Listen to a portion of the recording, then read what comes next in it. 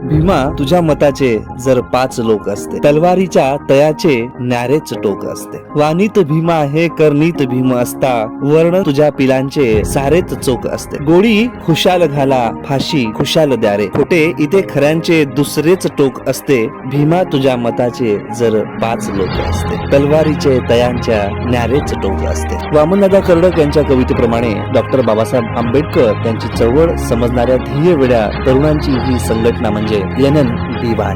तुम्हाला विचार पडला असेल NNBY म्हणजे नेमकं काय आहे, इथं काय चालतंय? उत्तर अगदी सोपं आहे.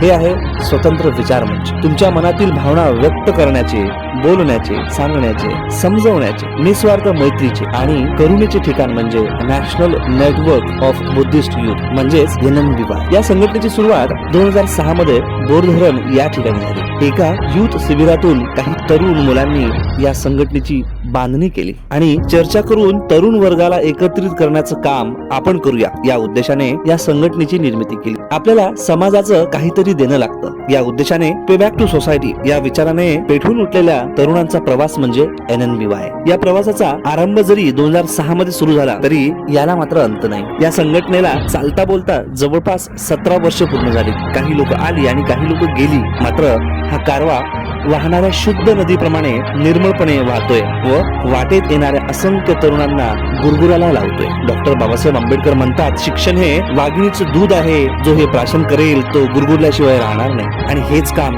ही संघटना करते. डॉक्टर बाबासाहेब आंबेडकर म्हणतात, मी या चळवळीचा गाडा मोठ्या कष्टाने इथपर्यंत आणून ठेवलाय. तुम्हाला जर तो पुढे नेता आला नाही तरी चालेल, पण तो जिथे आहे तिथेच राहू द्या. या जागी दुसरा कोणीही असता तर त्याने हा महाकाय गाडा हलवण्याचा विचार सुद्धा केला नसता. पण आपण तर आपणच आहोत. आपण शेळी बकरीची पिलावळ नसून वाघाचे छावे आहोत हे या संघटनेनं दाखवून दिलं. आज संपूर्ण भारतातून शेकडो तरुण तरुणी एकत्र येऊन डॉक्टर बाबासाहेब आंबेडकरांच्या चळवळीचा गाडा पुढे नेण्याचा त्यांच्या पद्धतीने प्रयत्न करतात. या नॅशनल ऍक्शन मध्ये राजस्थान, UP, बिहार, मध्य प्रदेश, दिल्ली, हरियाणा, कोलकाता आणि महाराष्ट्र या विविधतेने नटलेल्या राज्यातील तरुण तरुणी डॉक्टर बाबासाहेब आंबेडकरांच्या विचारांची ज्योत नसानसात भिनलेली ही तरुण मंडळी या ठिकाणी एकत्र येऊन सलग 6 दिवस डॉक्टर बाबासाहेब आंबेडकर आणि बुद्धांच्या विचाराचे अध्ययन करून, चिंतन करून, चर्चा, कधी कधी वादविवाद करून सुद्धा ते एकत्र येतात. सोबतच मनाची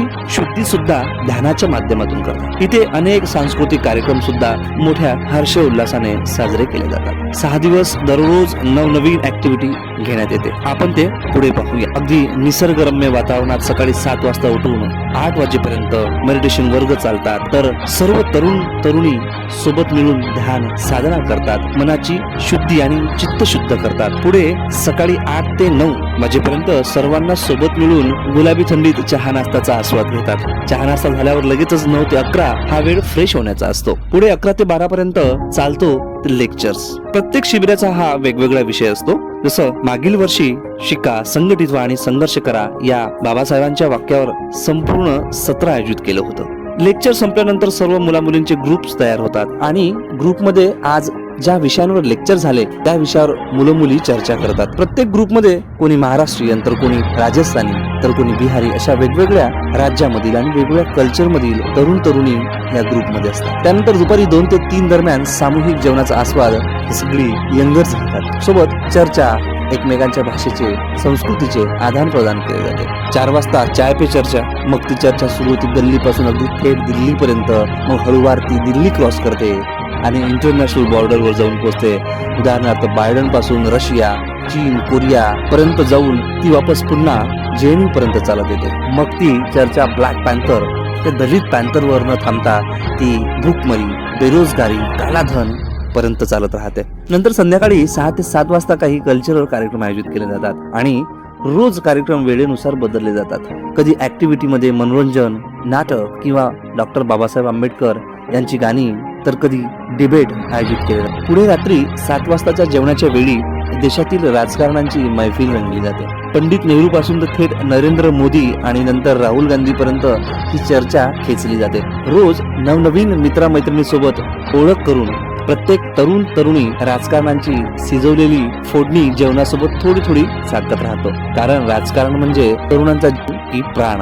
आणि तो असायला पाहिजे. अप्रतिम जेवणानंतर खरी मजा येते ती रात्रीच्या सत्रात, जेव्हा नवनवीन ऍक्टिव्हिटी केल्या जातात किंवा गेस्ट लेक्चर आयोजित केल्या जातात. या ठिकाणी तुम्हाला बाबासाहेबांच्या विचारावर चालणारे 5 नाही तर 50 विद्यार्थी दिसणार, जे आपापल्या क्षेत्रात आंबेडकरी चळवळ तळागाळात पोहोचवण्याचे काम करतात. जो बौद्धमय भारत करण्याचं काम आपल्या मातृ संघटनांनी करायला पाहिजे होतं, ते काम ही तरुणाई मंडळी NNBY च्या माध्यमातून 5 ते 6 दिवस सोबत राहून चर्चा करून, वादविवाद करून, मैत्री करून, विचारांची देवाणघेवाण करून आपापल्या क्षेत्रात काम करण्यासाठी निघून जातात. या ठिकाणी रोज नवनवीन गोष्टी करायला, शिकायला आणि ऐकायला मिळतात. स्वामी विवेकानंद म्हणतात, मला केवळ 100 तरुण मुले द्या, मी या देशाचा कायापालट करून दाखवेन.